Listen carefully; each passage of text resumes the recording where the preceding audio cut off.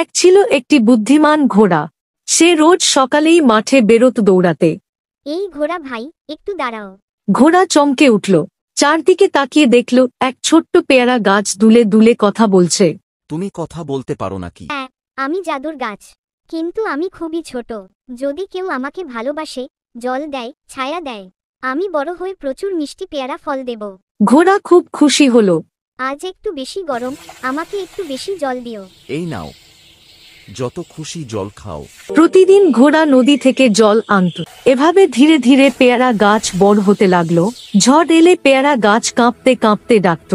ঘোড়া ভাই, আমাকে আড়াল করো। চিন্তা করো না, আমি তোমার বন্ধু হয়ে গেলাম। ঘোড়া ভাই, দেখো দেখো, তোমার যত্নেই আমি এত বড় হলাম। তাই প্রথম ফলগুলো শুধু তোমার জন্য। ওহ, কি দারুণ গন্ধ! আমি জাদুর গাছ, যাকে সত্যি যত্ন করো, সেখানেই সুখের আলো জন্মায়।